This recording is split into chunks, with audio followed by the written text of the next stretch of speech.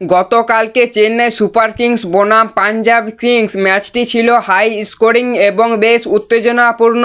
চেন্নাই মাঠে টস জিতে পাঞ্জাব কিংস প্রথমে বোলিং করার সিদ্ধান্ত নেয়। চেন্নাই শুরুতে সঞ্জু স্যামসন 7 রানে উইকেট হারালেও তরুণ তুর্কি আয়ুষ মাথুরে দুর্দান্ত ব্যাটিং করেন। তিনি মাত্র 43 বলে 73 রানের একটি বিধ্বংসী ইনিংস খেলেন। 6টি চার 5টি ছক্কা। অধিনায়ক ঋতুরাজ গায়কোয়াড় 28 রানে খুব একটা বড় রান না করতে পারলেও শেষ দিকে সরফরাজ খান মাত্র 12 বলে 32 রানে একটি কমিংস ইনিংস খেলেন। তাছাড়া শিবম দুবে 27 বলে 45 রান করেন, অপরাজিত থাকেন, যার ফলে চেন্নাই 20 ওভারে 200 রানের বিশাল স্কোর দাঁড় করায়। পাঞ্জাবের পক্ষে বিজয় কুমার বৈশাখ 2টি উইকেট নেন। 210 রানের লক্ষ্য তাড়া করতে নেমে পাঞ্জাবের দুই ওপেনার শুরু থেকে আক্রমণাত্মক মেজাজে ছিলেন, বিশেষ করে প্রিয়াংশু আর্য।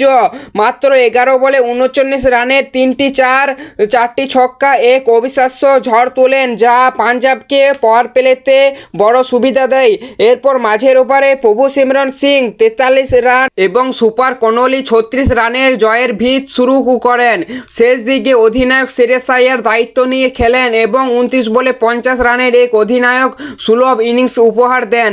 যদিও শেষ দিকে মাত্র এবং আগনশীল কম্বোজ কয়েকটি উইকেট নিয়ে ম্যাচ ফেরার চেষ্টা করেছিলেন, কিন্তু শেষ পর্যন্ত 18.4 ওভারে 5টি উইকেট হারিয়ে লক্ষ্যে পৌঁছে যায় পাঞ্জাব কিংস। পাঞ্জাব কিংস 5 উইকেটে জয়ী হয়। 8 বল বাকি থাকতে ম্যাচের সেরা প্রিয়াংশু আর্য বিধ্বংসী 11 বলে 39 রানের জন্য। এটি পাঞ্জাব কিংসের আইপিএল ইতিহাসে সেরা 9 নম্বর বল 200+ রান তারা করে জেতার রেকর্ড।